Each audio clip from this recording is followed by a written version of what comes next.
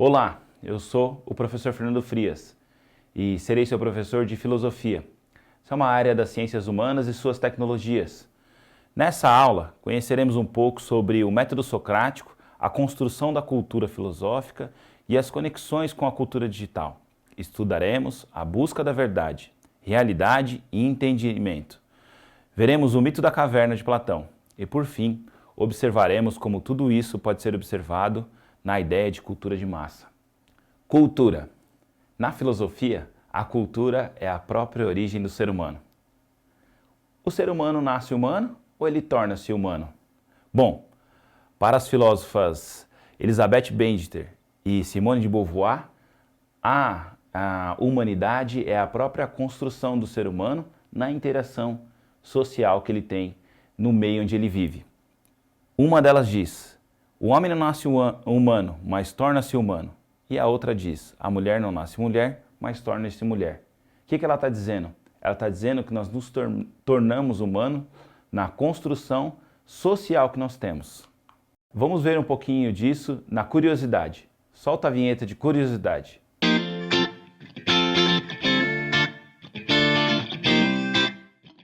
Para exemplificar um pouco essa história, nós vamos conhecer um pouco da vida de Amala e Kamala. São duas irmãs que, sem saber muito bem como ou porquê, foram perdidas na mata, na selva, na região da Índia, mais ou menos na década de 20. E lá elas permaneceram por cerca de 10 anos, até serem encontradas. Não se sabe muito bem como tudo isso aconteceu e como elas sobreviveram, mas elas sobreviveram com lobos e com outros animais. E quando encontraram elas tinham um comportamento característico deles. Isso nos mostra que nós aprendemos a nos comportar de acordo com o que nós vemos ao nosso redor. Elas caminhavam como lobos, comiam como lobos e se comportavam como lobos. Tiveram muitas dificuldades para poder se adaptar à nova vida social. Tiveram dificuldades na fala, no caminhar e em todas as outras questões da vida social. Inclusive, poucos sobreviveram muito pouco. Uma delas acabou morrendo logo depois do resgate e a outra não viveu tanto. Isso mostra o quanto a cultura está totalmente dentro do ser humano. Uma coisa nós nos tornamos seres humanos a partir da interação social que nós temos. Qual é a diferença? A inteligência não está inteiramente no nosso gene, na nossa essência. Qual é a nossa essência? A nossa essência é justamente o convívio que nós temos com a cultura que nós vivemos. Por exemplo, as ações que são regidas por instintos, as ações instintivas, são as ações biológicas. Elas não mudam de espécie para espécie. Elas já vêm nos genes de todo animal. Os animais, por exemplo, têm uma inteligência biológica ou eles agem de uma forma instintiva. Já o ser humano, não. Ele tem uma resposta inteligente, ou seja, ele consegue entender a natureza ao seu redor, o mundo ao seu redor, e ele começa a transformar essa natureza, a transformar esse mundo para ele poder ter uma vida mais tranquila, uma vida mais segura, uma vida que leve ele a um domínio maior das coisas que estão ao seu redor. E esse domínio, essa interação com a natureza é que nós chamamos cultura. A inteligência, portanto, é algo que nós construímos socialmente. Falando disso, de qual inteligência nós estamos buscando, dentro da filosofia, a inteligência, o conhecimento, ele é associado à ideia de verdade. E nada melhor para falar da ideia de verdade como o grande filósofo clássico Sócrates. Sócrates viveu mais ou menos entre 470 anos antes de Cristo até 399 anos antes de Cristo.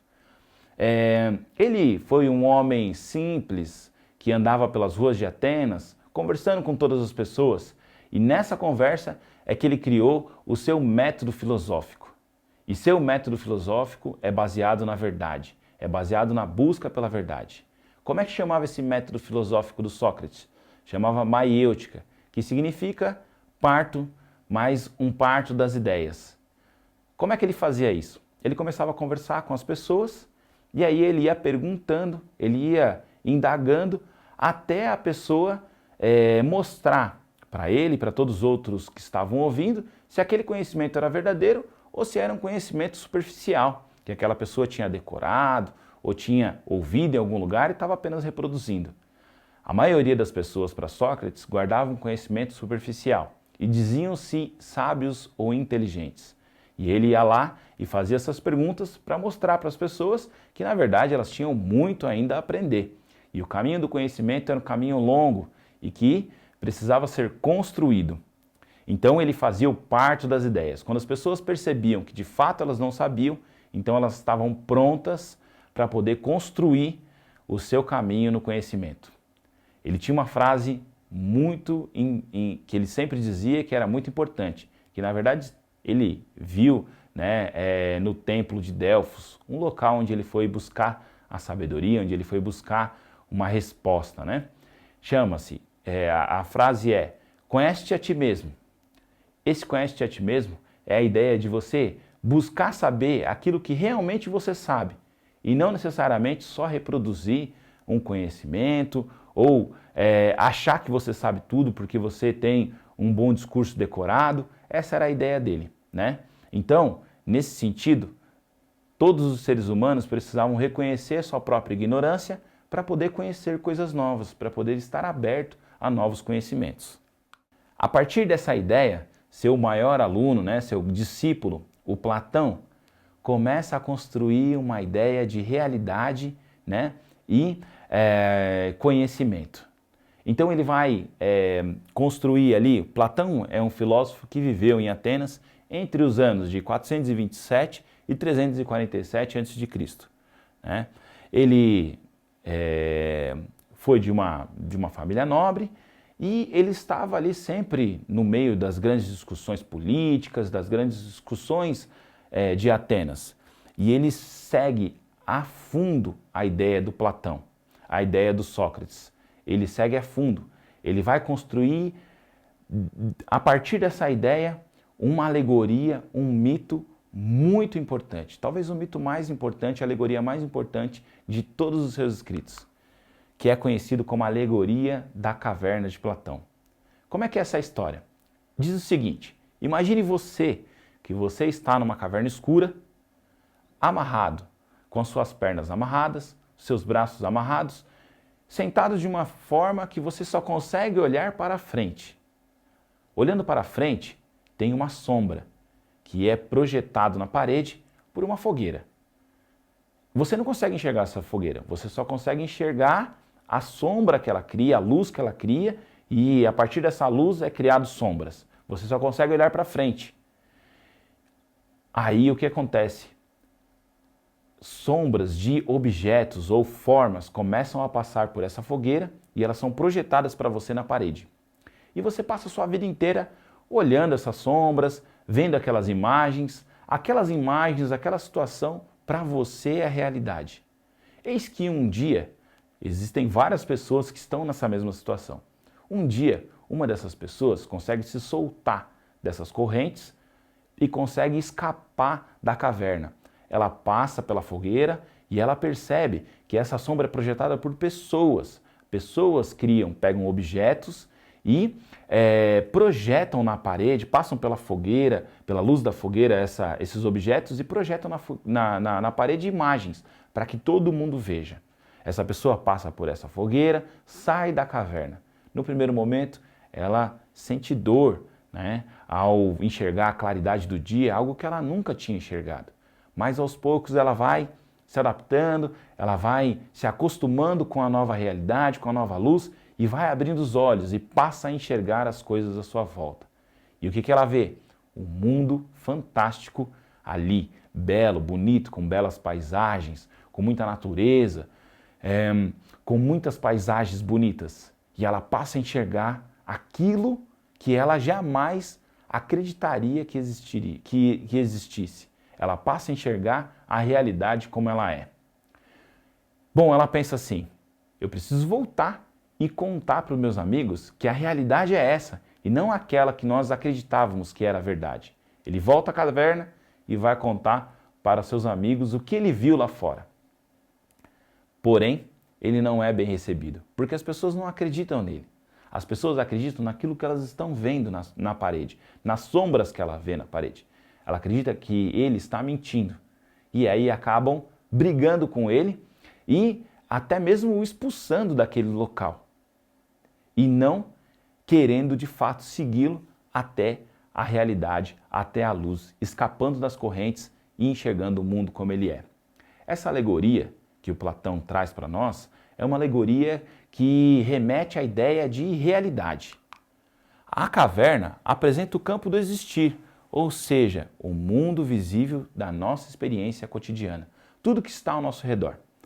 Para Platão, a pessoa que estava presa e conseguiu escapar da caverna era o próprio Sócrates.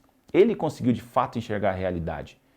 E na ideia do Platão e na ideia do Sócrates, a realidade era nada mais nada menos de que o reconhecimento de que tem muitas coisas ainda para conhecer e não que já se sabe tudo. Então ele vai dizer o seguinte, que tudo que está à nossa volta, essa ideia de cultura, pode ser uma ilusão projetada. Por isso que nós precisamos buscar o conhecimento de fato para poder entender as coisas como elas são. Senão a gente pode cair no erro de nos enganarmos, né, com as coisas que nós acreditamos ser verdades e estão ao nosso redor. Um outro exemplo para a gente poder entender um pouquinho essa ideia de realidade e ficção é o filme Matrix. Talvez você já tenha assistido, existem vários deles aí, existe toda uma franquia. Mas o primeiro filme Matrix foi gravado no ano de 1999. E ele retrata uma realidade não tão distante. Nesse filme existe uma realidade paralela, que é construída pelo mundo digital, pela inteligência artificial. E a realidade não é tão bela como aquela que é apresentada na inteligência artificial. Nesse filme, o mundo digital, né, a inteligência artificial, ela tenta dominar a inteligência dos humanos para escravizá-los. E só aqueles guerreiros mais fortes que poderiam entrar nessa realidade paralela e tentar libertar os humanos dessa escravidão do pensamento. Esse é o personagem principal, que é chamado Neo. Neo é o novo. O novo é associado ao Sócrates. Naquela época, em Atenas, ele foi visto como alguém que pensava diferente, que pensava de forma nova. A filosofia, muitas vezes, é a abertura para um pensamento novo, a abertura para um pensamento além da realidade. A Matrix, o filme Matrix, nos faz refletir sobre se o que nós vemos ao nosso redor de fato é realidade ou se é inteligência artificial. Por quê? Inteligência artificial? Porque nós temos que tomar um cuidado com a ideia da herança social e das construções sociais que estão ao nosso redor. Por quê? A cultura, que é aquilo que liberta o humano, que torna o humano de fato um ser humano e não só um animal como todos os outros, pode ser também aquilo que escraviza os humanos. Ou seja, se o conhecimento não vier para libertar, não vier para nos abrir as portas para novas construções e para novas possibilidades, nós podemos acabar escravizados nos conhecimentos pequenos, nos conhecimentos básicos, nos conhecimentos que não ampliam, mas que na realidade nos cerceiam. Então nós temos que tomar cuidado com a herança social, né, com a realidade que está à nossa volta, com o conhecimento que nos está posto. Nós temos que entender que esse conhecimento que está aqui na sociedade é só um ponto de partida e não necessariamente algo que nós temos e que nós adquirimos e agora já sabemos tudo e não temos mais espaço para conhecer.